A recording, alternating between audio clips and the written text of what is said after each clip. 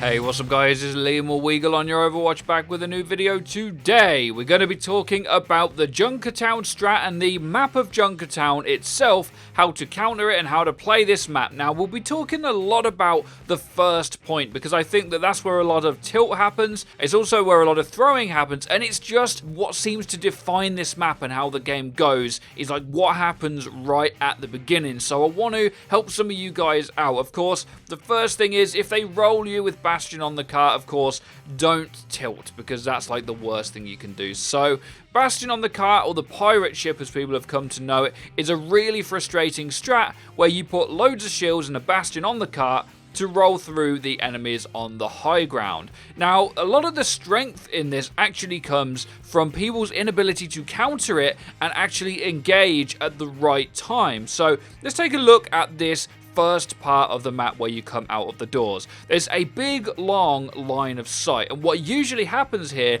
is your Orisa or your Reinhardt on defense will stand there with their shield. They will lose their shield before the fight even happens because Bastion's great at this long line of sight. Your shields are gone. When the Bastion is in a place where you can actually engage it, it's too late. You've lost too many of your resources to fight, and this is like what happens most of the time. So the first thing I want to explain to you guys is how to engage on this. Do not fight until you actually fight. It's a big mistake people make in matchmaking and have since the game came out, but the way the geometry works on this first part of the map is what causes a lot of the problems. So you've got the one hand where you stand there and get shredded, but the way to really counter it is by waiting for the enemy to get close and then pouncing on it when you have all of your shields and when you have all of your resources from your other heroes to try and deal with the stuff that's on the cart. The reason that this strat is so much better on this map than like Dorado is because it's obvious when to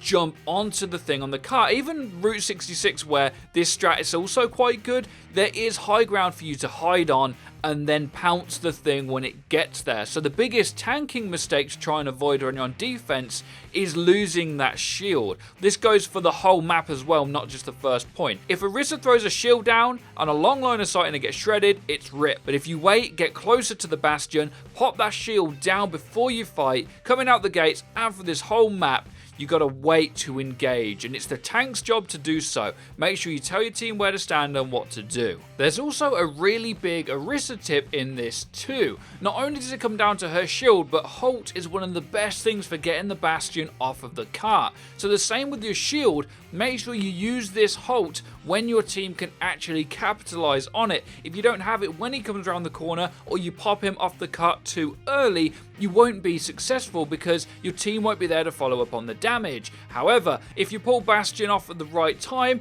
it leaves the team open and it becomes a lot more difficult for them to deal with. In matchmaking, a lot of people set up top on this high ground, but that's that long line of sight I was trying to say to avoid. What's better a lot of the time, and what pros have been doing, is setting up on the corner, on the low ground, and engaging just as it comes around the corner. Even as early as yesterday, Seoul Dynasty tried to do this with dive tanks, and although this strategy can still work, you don't necessarily have to pull the Bastion off the cart. The Winston got hooked instantly, which is an instant regroup, but at least they got to retake because they took on the fight early. What the Bastion wants to be able to do is sit on the cart all the time. Imagine if Bastion could just move when he was in turret form, how OP that would be. Well, that's what the payload does for him. That's why it's so good. It moves him around, it repositions him, and it lets your team put shields where they want. But if he's pulled off of it, he just becomes another thing there that's easy to shoot. So that's one thing you want to be striving to do, as well as engaging at the right time. Now, another problem that this map has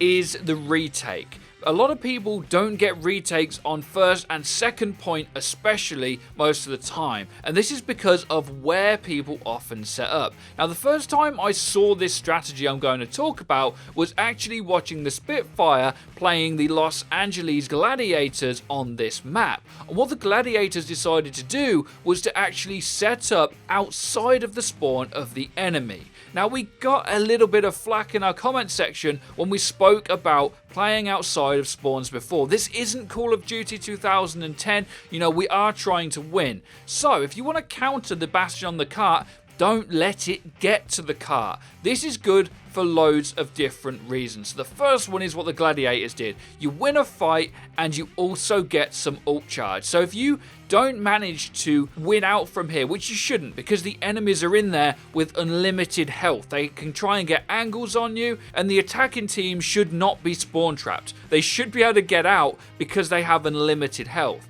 But if you can just get that win and get some ult fight for the next fight, then that's where you want to be able to retake into this strat with your ultimates built up. It gives you more than one fight, so you don't have to take that long line of sight at the start from the defending side if you take the fight from the beginning. A lot of pros have started doing this strat, and it definitely works in matchmaking. And if you're as lucky as we were when we last did this, we managed to play outside of the spawn for a few minutes because the enemy just walked out without thinking about it. And what this really does is give you that retake advantage. So what we do is we actually do this with D.Va and Reinhardt, as they're both much better at retaking than Orisa. So eventually when we lose out on this point, we managed to retake. D.Va was played amazingly by FREEDO in this game as well throughout, and we get to come back in with ultimates. So you avoid the long lines of sight, and you get to have another go at it. So one thing I want to talk about now is a misconception, which is actually playing Sombra to counter this strategy. Now, this may work better more if you do the spawn trapping, but the reason it doesn't work in a conventional comp where you're waiting on the high ground is a lot of the comps that kind of counter the Bastion by pulling it off the cart with Orisa don't really play well with Sombra. Her DPS is way too low to be able to deal with anything on her own, and building up EMP with an Orisa static comp is also really difficult. So her mid fight is so low that actually getting that EMP and engaging on it is a very low percentage play. And even though it's possible, and I'm sure you've done it in matchmaking because you can counter anything at times in matchmaking, you do need to be wary of trying to use Sombra for this strat. So first point Junkertown is like every first point, generally where the attackers are going to have some kind of advantage. So engage early, guys. Make sure you get a second fight and do not engage on long lines of sight. You have to wait until the opportune time, and it is on the tank player to be able to initiate at the right time. Of course, the DPS can't poke out and die, but that's what you want to be doing on this map. So moving on to the second point, it's very similar to like Numbani's second point is, and again has some really long lines of sight that you have to be careful of. What happens a lot of the time with the Bastion pirate ship still on the cart on attack is the defending team will be standing up top with their barriers, and more of the same happens. Long line of sight, barriers are gone, no engaging at the right time. Also, of course, the attacking team still have a spawn advantage here too, so you've got to be very careful of losing some people early in the fight. So again, don't drop your shield at the back and let it get shredded, and don't have it for the fight. Hide in the corners, wait for the enemies to come round, and then you engage, then you pounce. You jump on it, drop a tracer bomb if you have one on the Bastion, blow him up, try and get multiple angles in, and have the barrier or the defense matrix just for that 1 or 2 second period to be able to move up to the positioning that you want so that you can actually retake it. So you'll notice that I'm not talking about how to run this strat so much, because it is so much easier to implement than it is to actually counter. So second point, like any streets, can be quite difficult to hold. The tips I've give you are the best ones really. You've got to engage at the right time, or else you'll just get rolled. Like the hardest points to hold in the game most of the time. So unless it's like Gibraltar where you have all the high ground in the world, it can be pretty rough. So the third point is the final point to talk about.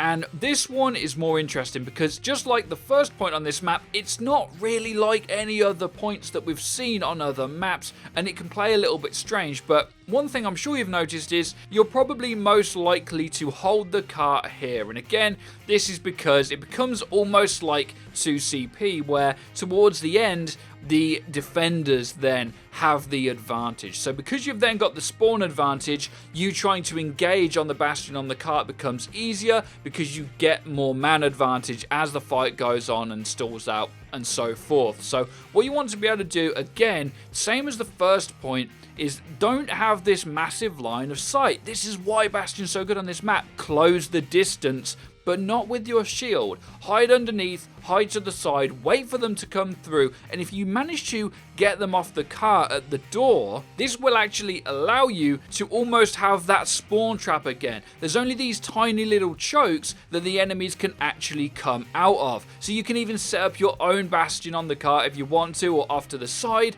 Junkrat, of course, works wonders here as well because you can spam into these chokes, and again, when you do lose this fight, you then have a retake, which again has another long line of sight, but you do have spawn advantages coming out from the sides, so you can use the geometry to your advantage and engage at the last minute. This map is all about when to take a fight, because I've said that like a million times in this video, right? It's not necessarily that it's like the strongest comp in the world in matchmaking. Now, the pros struggle with it, but they run the strat well as well. In matchmaking, we just plunk some in on the cart and see what happens, right? So it is counterable, and it's all in them engagements. You want your shield to go up and an anti-nade to come out, or a sleep dart, or you want a tracer to stick it when your shield goes up, or you want your Genji to dive in, or your Junkrat to get some burst damage when all of that stuff happens at the right time. If you peek early, don't have a shield as a tank, nothing you can do on the DPS side, and your healers cannot heal